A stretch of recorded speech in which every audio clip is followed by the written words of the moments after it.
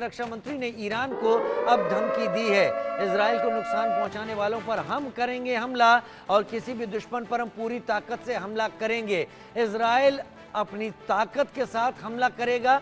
आप कितने भी गुट बना लें, कितने भी प्रॉक्सी सामने लाएं, हम हमला करेंगे। योव गैलेंट ये बयान देते हुए नजर आ रहे हैं। लेकिन ईरान से आर पार क्यों इस वक्त हो गया है? ईरान से आर पार की स्थिति क्यों? चुनौती क्या? हानिया के मारे जाने से हमास खत्म नहीं हुआ है, अभी भी ईरान उसे फंड कर रहा है। सिनवार के खात्मे से हमास खत्म नहीं हुआ, नसरल्ला के मारे जाने से हिजबुल्लाह शांत नहीं हुआ। हूती को पूरी तरह से खत्म करना आसान नहीं है।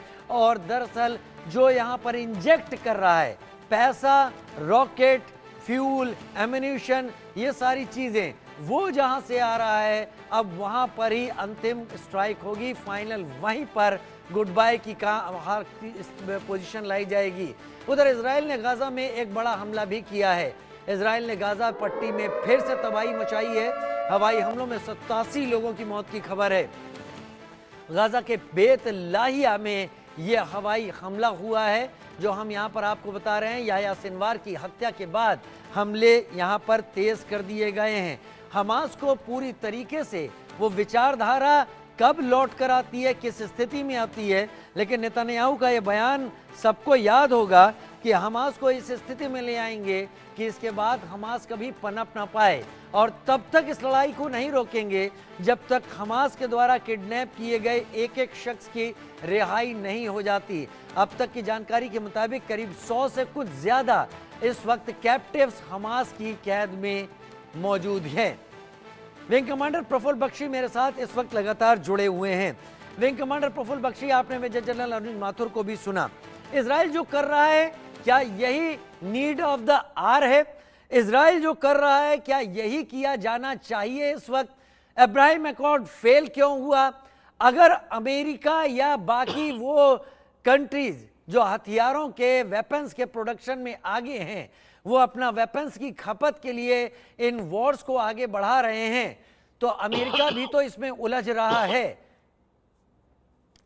एब्सोल्युटली राइट, आप बिल्कुल ठीक कह रहे हैं। और जो जनरल साहब, माथुर साहब बोल रहे थे, वो बिल्कुल एब्सोल्युटली करेक्ट है। क्वेश्चन ये है, मैं आपको एक बात बता दूं, जैसे आपने लास्ट जो एंडिंग पोर्शन है कि अमेरिका ने तो 2.5 बिलियन to 3 बिलियन का प्रॉफिट कमाया था इराक वॉर में, प्योर प्रॉफिट। तो साहब ये तो लड़ाई के, आपको बता दूं, आपको इंसिडेंट सुनाता हूं। पेट्रियट मिसाइल बड़ी फेमस है। पेट्रियट मिसाइल कैसे आई थी इराक में? रेथियन कंपनी ने पेट्रियट मिसाइल बनाई थी, उसको रखा था और व्हाइट हाउस से परमिशन ली वहां रखने की, और वहीं पे फील्ड ट्रायल कर दिया एक ही शॉट के अंदर। उन्होंने अपने मिलियंस ऑफ डॉलर बचा लिए फील्ड ट्रायल में। लड़ाई का मतलब ये होता है।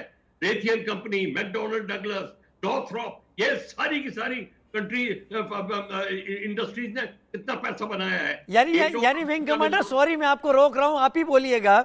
यानी मैं ये मानूं, मेरे दर्शक ये माने कि इस वक्त नए वेपन्स का ट्रायल चल रहा है, लिहाजा ये वॉर ऑनगोइंग है। देखिए, अभी उनका खबर निकल रही है कि वो अपने वेरियस वेपन्स ट्राई कर रहे हैं, और जहां पे भी वो ट्राई करते हैं, चाहे उनके मॉडिफाइड राइफल्स में हो या न्यू एक्सप्लोसिव हो, जैसे तोरा बोरा में उन्होंने डेजी कटर 3 ट्राई किया था, अफगानिस्तान में डेजी कटर 3 ट्राई किया था। किस लिए, कैसे किया? एग्जैक्टली यही किया। तो ये तो सारी बात है, ये तो चलती रहेगी।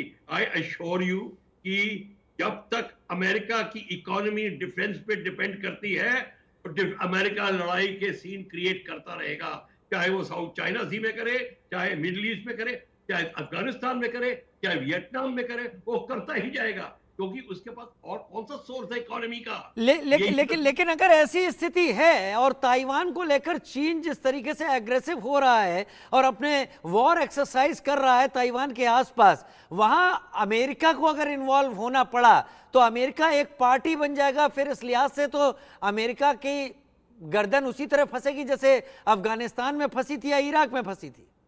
अमेरिका स्मार्ट हो चुका है। अमेरिका इतनी जल्दी अपनी गर्दन नहीं डालेगा गिलोटीन के नीचे। अमेरिका को पता है कि एग्जैक्टली कहां उसे बैकआउट करना है, कौन सा बहाना लगाना है। अमेरिका वो स्थिति पैदा ही नहीं होने देगा। अमेरिका के चाइना के साथ रिलेशंस है, उनके बिजनेस रिलेशंस है, ये सारा का सारा क्रिएटेड है। और आप ताइवान की बात कर रहे हैं, ताइवान अपना लैंड क्लेम कर रहा है, सारी दुनिया ने उसको स्टोरी बना रखी है। अमेरिका कहता भी है कि we believe in one China, और फिर भी ये कर रहा है। Everybody is doing a double talk as far as major general Mathur, मेरे पास समय कम है। क्या सभी लोग डबल टॉक कर रहे हैं मेजर जनरल माथुर? क्या जो आज की हालात में हैं, क्या आपका भी यही मानना है कि ये वॉर इसलिए ऑनगोइंग है कि यहां पर डिफेंस इंडस्ट्रीज को करोड़ों या अरबों डॉलर का मुनाफा हो रहा है, नए वेपन्स टेस्ट हो रहे हैं जो शायद नॉर्मल कंडीशंस में करना मुश्किल होता? बिल्कुल राजीव, मैं आपको एक बात बता दूं, ये बहुत हजारों बार ये बात आपके चैनल पर भी दोहराई गई है, मैं दोबारा दोहराना चाहता हूं।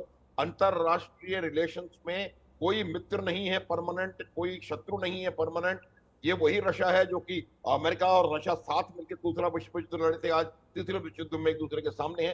सिर्फ परमानेंट इंटरेस्ट हैं। और आज की तारीख में अमेरिका की जिस प्रकार की अर्थव्यवस्था है जो नीचे की तरफ जा रही है, उसको संभालने का तरीका उनका यही है कि उनका डिफेंस इंडस्ट्री फ्लरिश करे, वो अपना हथियार पूरी दुनिया में पहुंचाते रहें और पैसा कमा करके अपनी अर्थव्यवस्था को कायम रख सकें। ये बात बिल्कुल शर्तिया है। और यहां बंद होगी लड़ाई, यूक्रेन में बंद होगी तो वो कहीं और करवाएंगे, वहां बंद होगी तो अफगानिस्तान में, पाकिस्तान में कहीं करवाएंगे। लेकिन ये निश्चित है कि वो उसके पीछे जब तक अमेरिका नहीं चाहेगा ये लड़ाई बंद नहीं होगी। लेकिन मुझे लगता है इसके पीछे मुझे बेंजामिन नेतन्याहू का वो बयान सामने आता है जो आप दोनों ही एक्सपर्ट ने जिसको कोट भी किया था। बेंजामिन नेतन्याहू ने साफ कह दिया था कि अगर अमेरिका हथियार नहीं भी देगा तो एज ए कंट्री वो डिफेंड करेंगे, हाथ से लड़ना पड़े हाथ से लड़ेंगे, नाखूनों से लड़ना पड़े नाखून से लड़ेंगे। शायद इजराइल एक सबक देता है उन देशों को जहां पर ऐसे देश प्रॉक्सी वॉर करके तनाव और आतंकवाद को बढ़ाते हैं, जिसमें भारत का भी नाम है। भारत को भी शायद इजराइल से सीखना होगा, पिन पॉइंट करके जीरो इन करके ऐसे लोगों को तलाशना और खत्म करना होगा। लेकिन लड़ाई जो युद्ध के रूप में आ रही है, आप लोग इशारा सही दे रहे हैं, डिफेंस इंडस्ट्री यूं ही आगे नहीं बढ़ रही। एक छोटा सा ब्रेक ले रहे हैं, आप लोगों ने अपने विचार रखे, बहुत धन्यवाद आप लोगों का साथ में जुड़ने के लिए। एक छोटे से ब्रेक की तरफ आगे बढ़ रहे हैं, जल्द हाजिर होते हैं।